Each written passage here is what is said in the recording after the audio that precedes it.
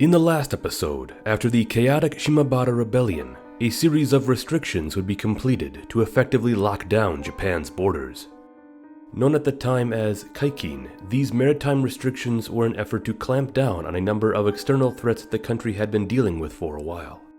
Today, this age is commonly referred to as Sakoku, an era of somewhat isolation imposed by the Tokugawa Shogunate to firmly ensure Japan's stability and security for generations to come. Yet now, as Japan continues to slip deeper into the Edo period's long days of peace, a terrible disaster will befall the city of Edo itself, the capital of the Bakufu. It is here we will experience the Great Fire of Meireki.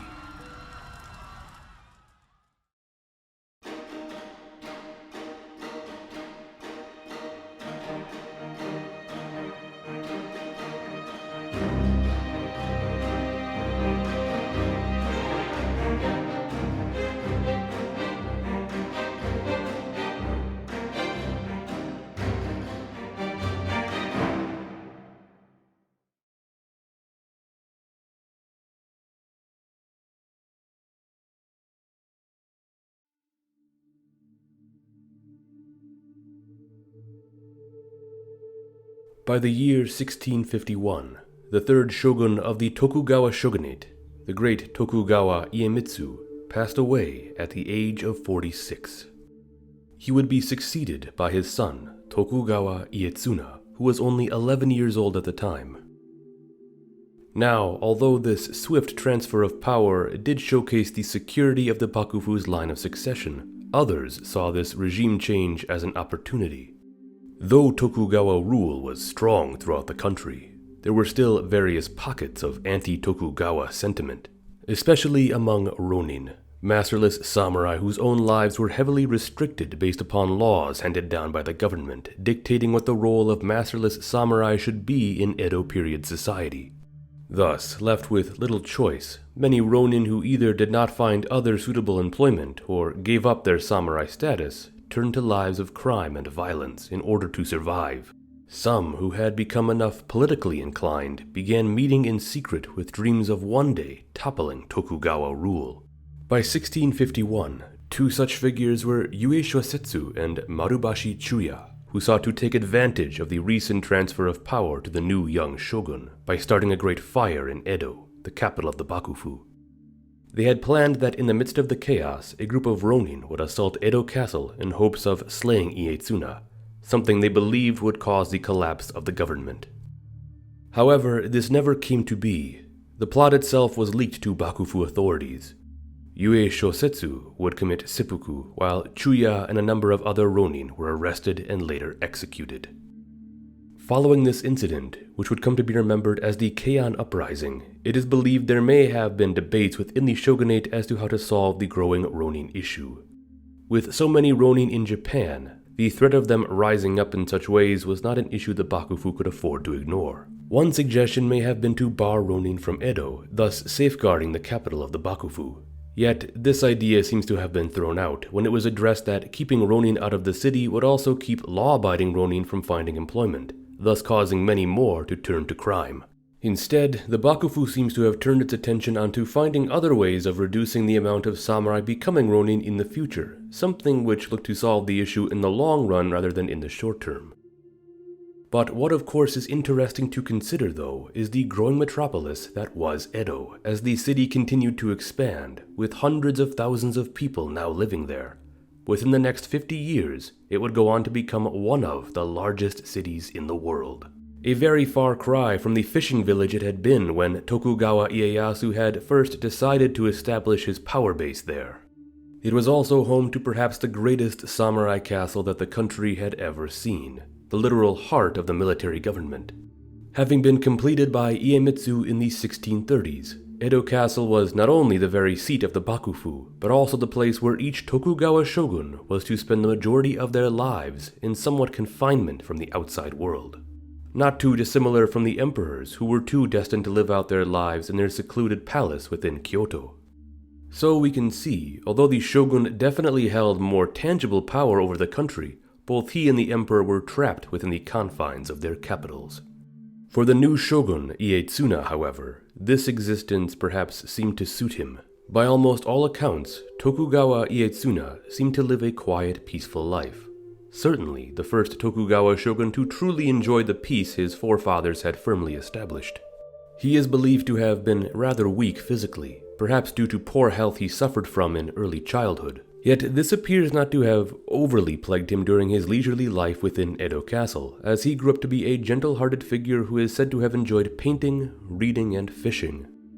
And although he as the shogun had final say over the government's decisions, it is largely suspected that he left much of actual governance to his senior advisors, rather than being as hands-on as his predecessors had needed to be. Still, certain stories which have been passed down regarding his life tend to paint him as a just and level-headed leader in his own right, if these tales are to be believed. One tells of his willingness to send food to political exiles, whom other top advisors had deemed to ignore. Another tells of Ieyatsuna in his childhood when, upon assuming the title of shogun, had climbed all the way to the top of Edo Castle's marvelous Tenshu to look out over his vast realm. It was here he is said to have been offered a telescope to view the many sights and people of the city, yet he declined, based on the idea that he did not want the people of Edo to believe that he would look down and spy upon them. The sight from the top of Edo Castle's Tenshu would have surely been an amazing one to behold, yet sadly it was not one that was fated to last, as just 6 years after becoming shogun and after the failed Heian uprising which had sought to burn Edo to the ground, a horrendous disaster would actually occur, one which would leave a devastating scar over the great city.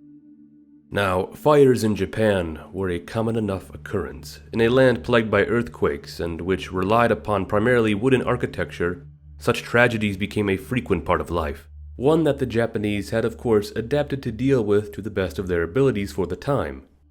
Yet nothing could stop the destruction that would erupt in the spring of 1657. Not believed to have been caused by an earthquake, but rather by an accident. A popular theory suggests it began when a priest was attempting to burn what was thought to be a cursed kimono that 3 young girls had been set to wear before each tragically dying. However, if the curse of this kimono was true, it certainly had something to do with what would happen next, as by accident, the fire from the burning garment caused the local temple to go up in flames. The fire began in the area of Edo known as Hongo, but soon, unchecked, it ravenously spread quickly throughout the surrounding buildings and neighborhoods, eventually moving down to Yushima, Kanda, and eventually Ginza. It is believed to have been aided by gale force winds, which caused it to continue to rage for potentially up to 3 days. Not even the bravery of Edo firefighters could hope to quell its advance, and soon it had overtaken Edo Castle itself. It was here, the legendary Tenshu, which had only stood for around 2 decades, was utterly destroyed. Ieyatsuna survived the crisis, likely being moved out of harm's way long before the fire reached him. He may have even watched helplessly from a distance as the great keep burned. Finally, the fire would die out, but not after turning 2/3 of the city to ash, and causing the deaths of up to 100,000 people. What is considered to be at least a quarter of the city's population by that point. What is even more tragic is the notion that such a disaster like this would befall Edo not just once, but in fact 3 times. As later, in 1923, Edo, now known as Tokyo, would suffer the Great Kanto earthquake, which led to massive firestorms sweeping throughout the city. Then later, during the Second World War, there would be the firebombing of Tokyo. Both events are believed to have caused such an amount of death and destruction that perhaps even slightly surpassed the amount suffered here in 1657. Yet this tragedy would forever be remembered as the Great Fire of Meireki, named after the current imperial era. In the wake of this disaster, Shogun Iemitsu is said to have played an active role in establishing preventive measures to ensure such a catastrophe like this would not occur again.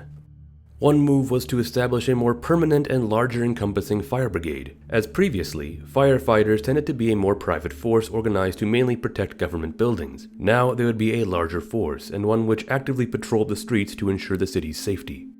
However, more drastic moves included efforts which completely reshaped the city. These were to widen streets to reduce the cramped environment, restructure entire districts, and leave spacing between important buildings as to establish fire breaks. Temples and shrines, of which 350 were said to have been destroyed, were also largely relocated to riverbanks.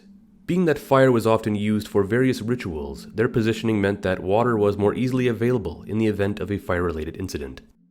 These efforts would go on to contribute to the city's expansion outward. As in the government's efforts to space buildings out to prevent further tragedy, along with reshaping districts and the relocation of plenty of temples, shrines, and other significant manors, they inadvertently caused the area of the city to vastly grow. Many of these changes are still evident today within modern Tokyo.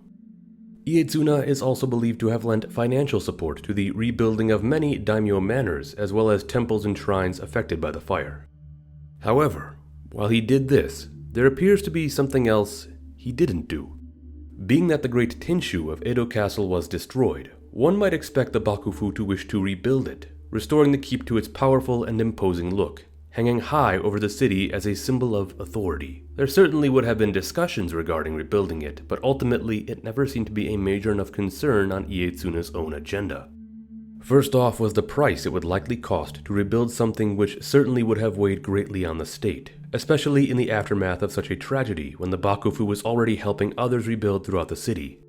But also was the fact that Japan was now fully settled into peacetime.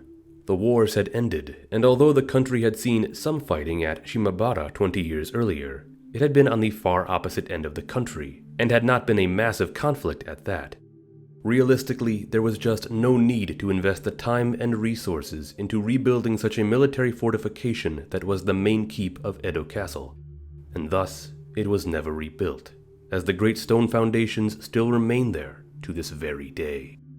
And from what it seems, Ietsuna, living his own leisurely life in the nation's secure state of peace, was perhaps just fine with that. In the next episode, we will examine the later years of Ietsuna's reign, before moving on to discuss his successor, Tokugawa Tsunayoshi, who would be the reigning shogun at the time of the famous Akko incident, an event which would come to be remembered through the tale of the 47 Ronin.